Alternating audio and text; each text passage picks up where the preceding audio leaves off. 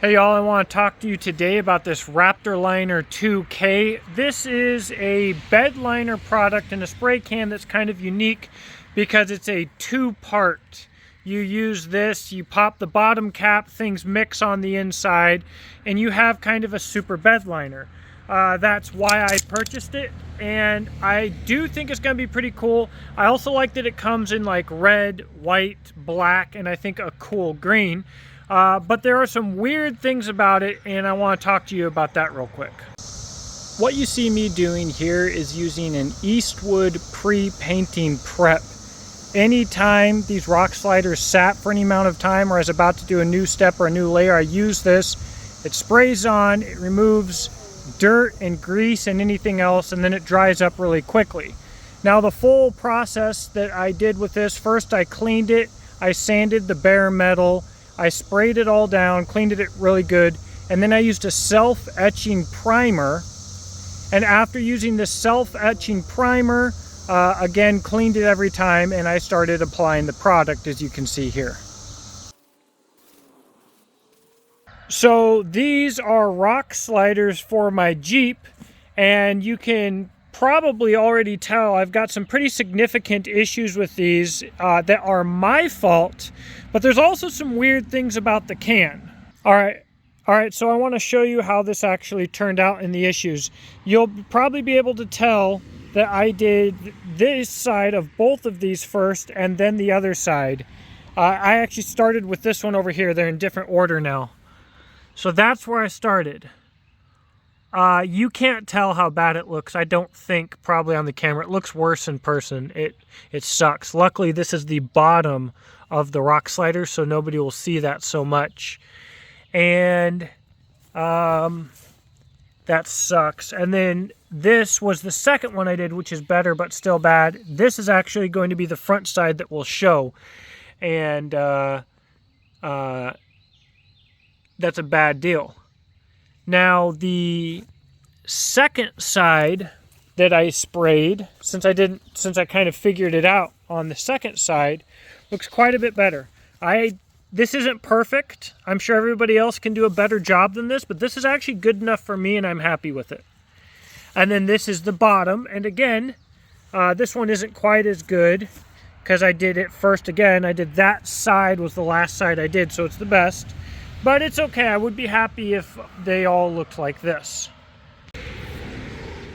So the problems that you see here, those are operator error. That's my fault. Let's talk about the weirdness with the can and the product itself. Everybody says to test this out before you start spraying for this reason, but it's really hard to do because you pay $50 for this one can. It goes so quickly. I would have actually probably liked to have another can to do these two rock sliders, and I used 3 cans. I could certainly and will certainly do a better job in the future, but for $50 with this can, you got to think. I ordered these rock sliders bare. If I had ordered them powder coated, it probably would have cost me $100 more than it cost me to order it bare. So instead, I ordered it bare. I did it myself, and I probably spent $180 or so between the primer, the paint prep, and the material itself, and that's not to mention the time. So if you need a color that they offer, do I recommend it? Sure. Will I probably use their red to rhino line some wheels? Probably. But it is not a very cost-effective solution. It probably makes more sense to buy the stuff to use in a professional spray gun. It's a lot cheaper to buy it in, in the doggone buckets and to dilute it and to mix it with hardener and to spray it professionally. Or to just buy your product already done professionally. Again, I don't think Barnes offers like powder coat, but I would highly recommend looking at people like Wizard Works and Affordable Off-Road and a few other companies. And you could probably ask them to do white powder coat if you wanted. Maybe they charge you a little extra, but if you paid $150 extra as compared to bare metal, you'd literally still be cash ahead, and the product that you got would be professional. Now, I don't really mind. My Jeep's a piece of crap. It'll be fine. I'm gonna bash these, scrape them all up, probably spray them again, and from 10 feet nobody will notice except for me, probably, maybe, who knows. But just consider you're probably not going to save money going this route. I will update you guys on how tough it is down the road on the Jeep. These will be scraped over rocks and stuff like that. We will talk about them in that way. The good thing about it is, being that I purchased it, it will be easier for me to do touch-ups on my own, I think. And now I know how to do it. That's a bonus. But that's a high...